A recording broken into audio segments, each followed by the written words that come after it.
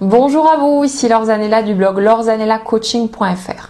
Je vous retrouve aujourd'hui pour une nouvelle petite vidéo des messages de sagesse pour transformer votre vie et j'aimerais vous parler aujourd'hui de toutes les suppositions qu'on fait souvent en ce qui concerne le danger potentiel qui nous guette. Souvent quand on se retrouve face à une nouvelle situation, face à quelque chose qu'on ne maîtrise pas complètement, on a tendance à se poser beaucoup de questions et à imaginer que en avançant dans cette direction, on risque d'obtenir tel résultat négatif, on risque de se casser la figure, ce genre de choses-là. Et du coup, on se laisse bien souvent freiner par nos peurs, par ces projections qu'on fait, parce qu'on prend ces éventualités comme quelque chose de concret, comme si c'était réel en fait, alors que concrètement, ce n'est qu'une éventualité, c'est une possibilité, mais une possibilité parmi tellement d'autres. Le truc, c'est que tant qu'on ne planche pas au fond du gouffre, en quelque sorte, on peut que supposer, on peut que imaginer ce que ce sera d'y aller concrètement, mais on ne saura pas. C'est tant qu'on ne vit pas une expérience physiquement, réellement, c'est notre imagination qui prend le relais.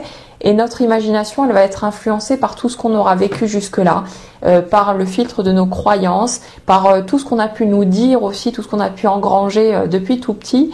Et du coup, on va dire que on aura une perception de la réalité qui va être limitée par toutes ces idées préconçues, toutes ces croyances et tout ce qui va avec.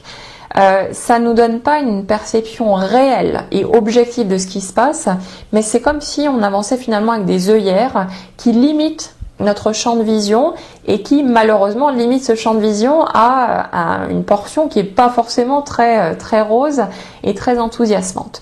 Donc le truc, c'est que quand vous êtes confronté à la peur, quand vous êtes en train de supposer qu'il pourrait se passer ceci ou cela de négatif, gardez en tête que vous ne savez pas ce que vous ne savez pas. Tant que vous n'y êtes pas, vous ne pourrez pas savoir de quoi il retourne concrètement. Il n'y a qu'en vivant réellement une situation que vous pourrez vraiment vous faire un avis. Et si vous fonctionnez à partir de là, que vous évitez de faire des suppositions, de vous projeter surtout vers les éventualités négatives, vous allez voir que ce sera un sérieux coup de pouce pour évoluer par rapport à vos projets. Je vous encourage vivement à vous projeter, mais d'une seule façon, c'est vers ce que vous voulez vraiment, en vous imaginant déjà vivre ce qui vous tient à cœur. Autrement, toutes les suppositions négatives que vous pouvez faire, elles viennent de votre ego, de votre mental. Ce sont vos peurs qui parlent et c'est pas votre source intérieure qui se manifeste, c'est pas votre véritable vous. Donc tout ça, c'est à laisser de côté. Alors le truc, c'est de se dire, je ne sais pas ce que je ne sais pas. Tant que j'y suis pas allée, tant que j'ai pas mis les deux pieds dedans, je peux pas savoir concrètement ce qui va m'arriver, ce qui va se passer, ce qui va se mettre en place, quelles sont les possibilités qui pourraient se dessiner devant moi. Donc le seul moyen de vérifier, c'est d'aller voir par moi-même, d'y aller directement, clairement, concrètement. Et il n'y a que comme ça que vous saurez de quoi il retourne. Faites-en une règle de vie, ce sera vraiment très précieux, mais avancez toujours à votre rythme, évidemment, sans vous presser, sans forcer les choses. Mais voyez que c'est important de se recadrer, parce que souvent c'est notre mental, notre ego qui vient semer son petit grain de sel, qui n'est pas forcément très productif. Alors le rôle de notre ego, c'est quelque part de nous protéger pour qu'on évite de reproduire d'anciennes souffrances par rapport à tout ce qu'on a vécu de nos mécanismes depuis l'enfance.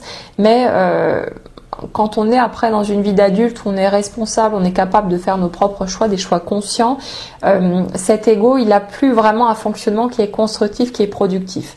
Donc faites la part des choses entre ce qui vient de vous, de votre inspiration, ça vous fera toujours vous sentir bien, et ce qui vient de votre ego, de votre mental, c'est ça qui génère un malaise en vous.